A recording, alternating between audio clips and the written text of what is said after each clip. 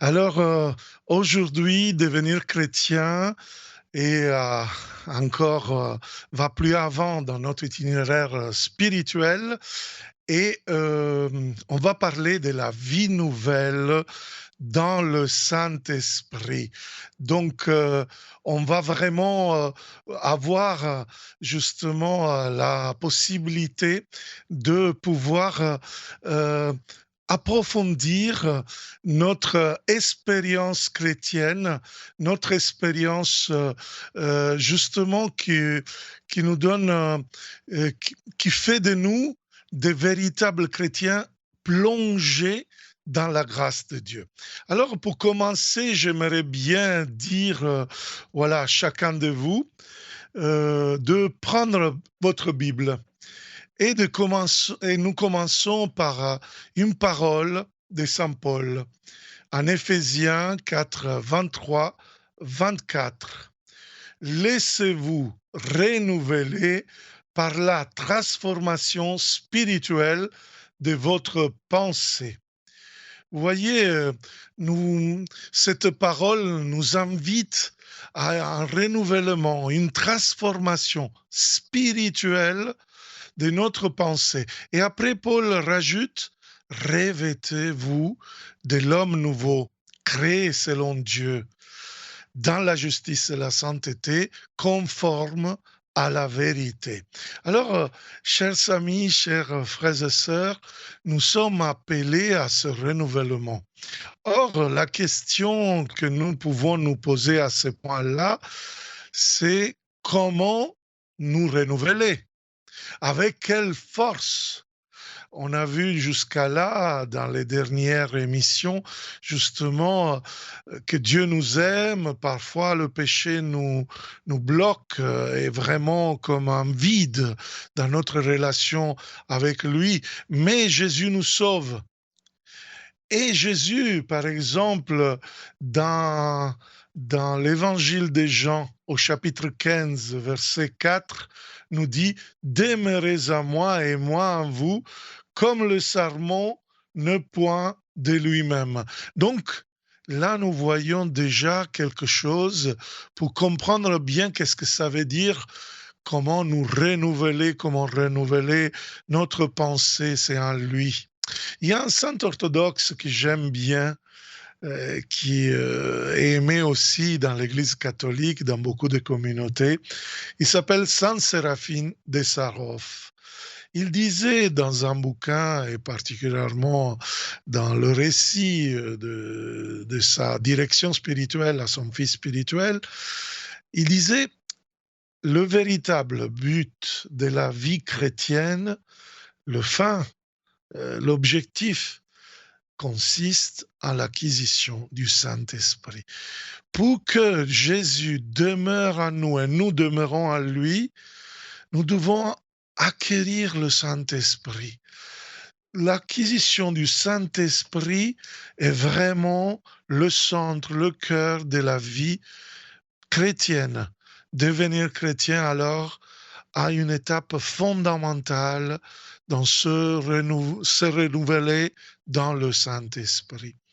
Toujours Saint Paul, quand il écrit à Tite au chapitre 3, verset 5, il nous dit que Dieu nous a sauvés, non pas à cause de la justice de nos propres actes, mais par sa miséricorde.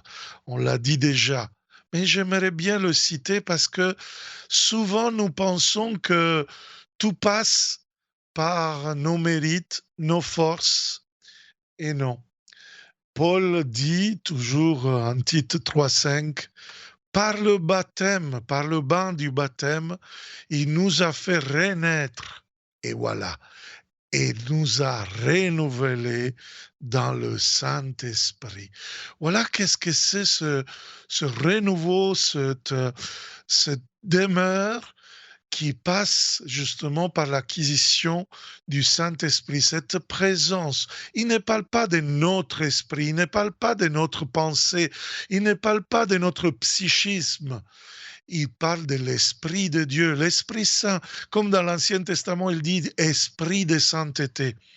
Donc, le fait que Paul parle d'un renouvellement dans le Saint-Esprit, désigne ici l'instrument, l'agent principal. Donc, le nom que nous donnons à notre expérience chrétienne, à cette étape vraiment significative, dont une chose est bien précise, renouvelé par le Saint-Esprit, renouvellement dont Dieu et pas l'homme est l'auteur principal, le protagoniste.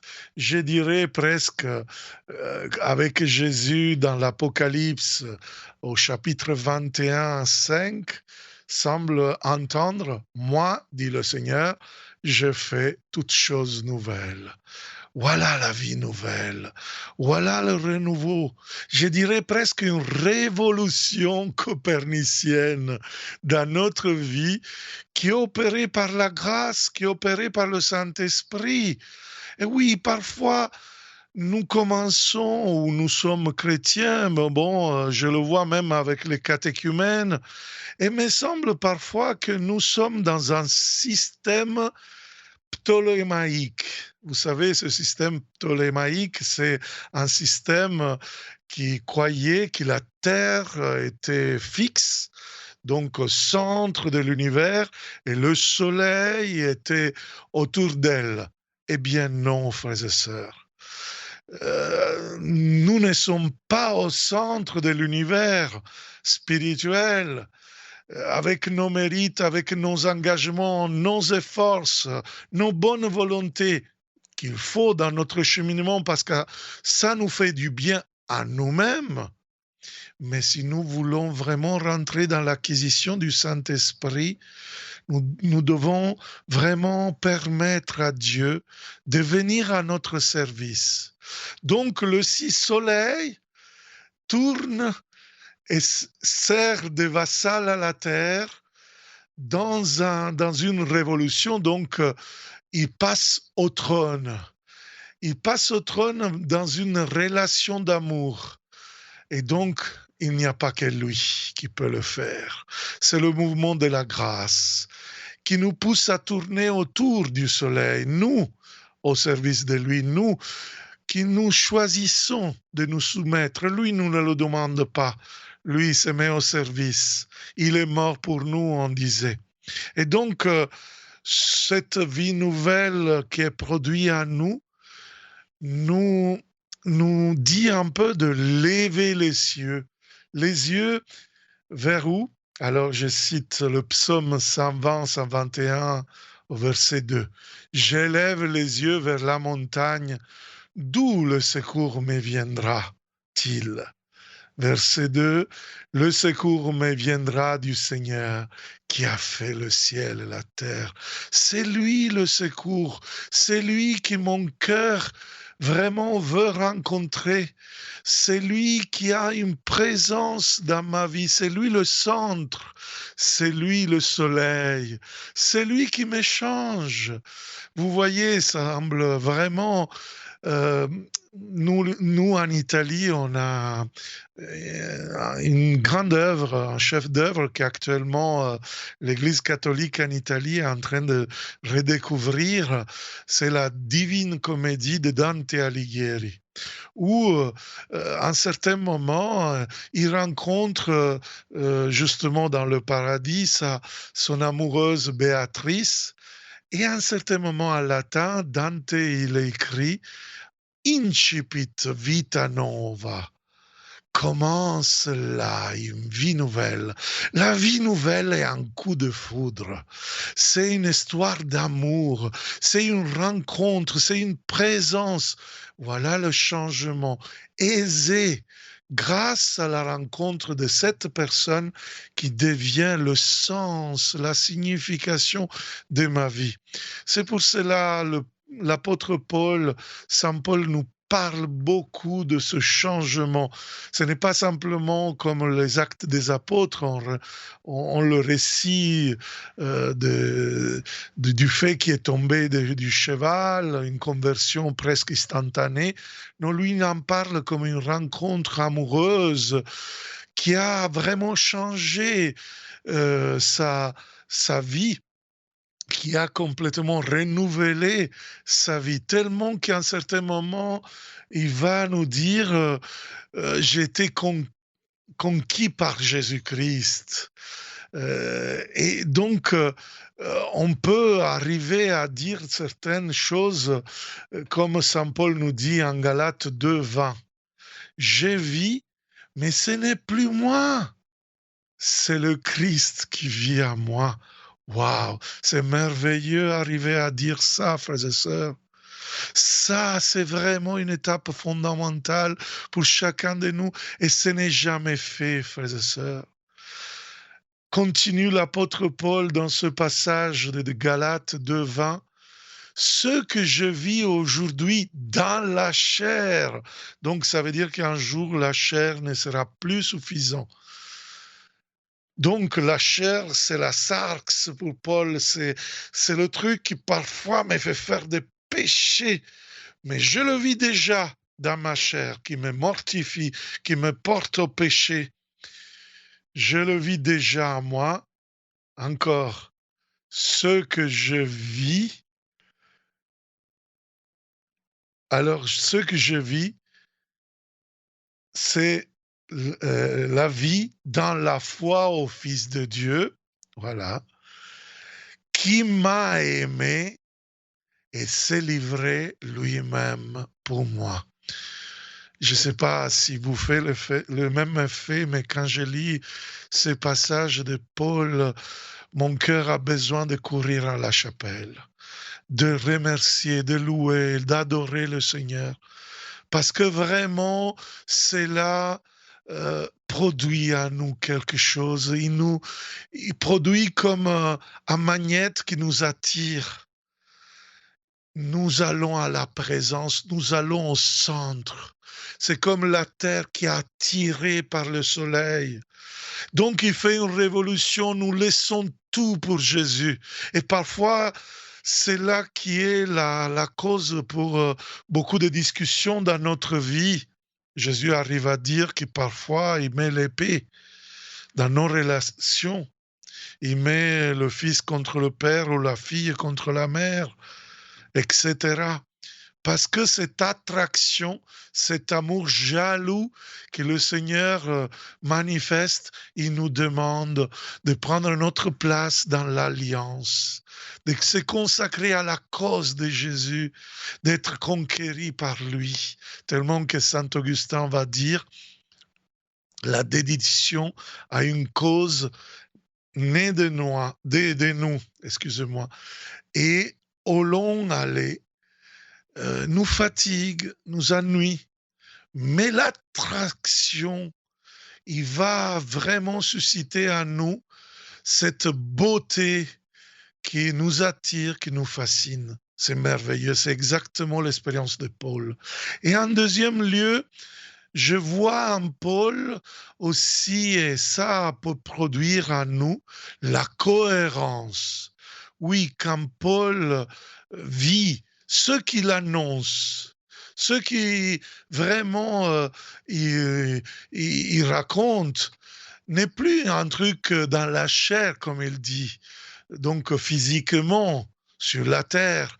C'est vraiment une cohérence de vie, c'est-à-dire un alignement de pensée, de sentiments, de décisions, de prières, de foi, vraiment vers ce bon Dieu que vraiment nous demande de marcher derrière lui, exactement comme tous les personnages de l'Évangile, la Samaritaine, Zachée et Pierre et tous les autres. Maintenant, nous pouvons comprendre comment cette expérience de cet amour vraiment peut arriver tellement à changer, à renouveler la vie de chacun.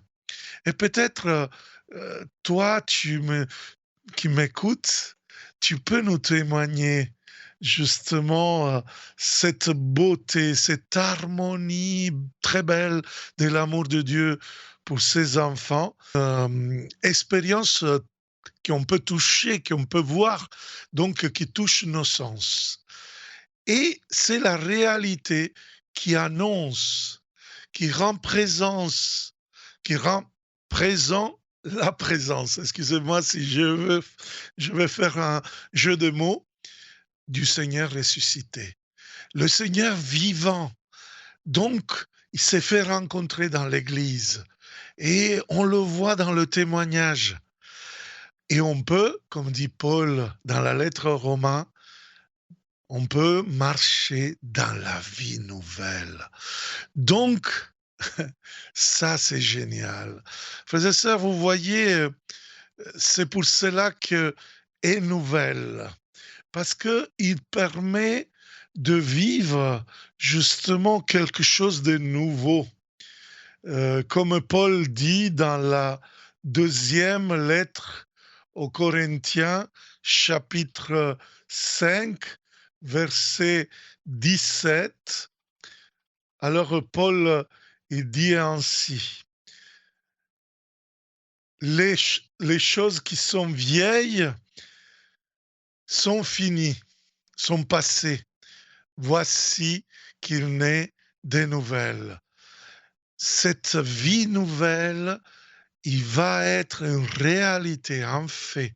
Un homme nouveau, je dirais aussi une femme nouvelle, bien sûr une humanité nouvelle. Tellement qu'un père de l'Église, Origène, il disait, ne pense pas que cela suffit d'être renouvelé une seule fois. Il faut que soit renouvelée la même nouveauté. Alors aujourd'hui, ils sont beaucoup à proposer cette nouveauté. Dans mon diocèse, dans beaucoup de paroisses, nous avons par exemple des groupes de cellules, le parcours de Croix Alpha, pour faire une expérience de cette nouveauté dans le Saint-Esprit. Il y a même des groupes de prière charismatiques ou de mouvements différents, les écoles de Saint-André, des communautés nouvelles, qui vraiment nous offrent la possibilité de faire l'expérience de l'homme nouveau. Mais il n'y a pas de vie nouvelle dans le Saint-Esprit s'il n'y a pas un cheminement vers la sainteté. On en parlera justement plus avant. Parce que, si vous voulez, ce renouvellement nous transforme dans cette sainteté. Et comme je disais avec la parole de Jean 15 de Jésus, nous sommes appelés à demeurer en Jésus. Jésus nous dit, demeurez en moi et moi en vous, comme le sarment ne peut point de lui-même de vivre. Donc, nous avons besoin. Et on devient saint vraiment si on vit de cet esprit de sainteté que Jésus nous donne. Et voilà le souhait que je vous fais.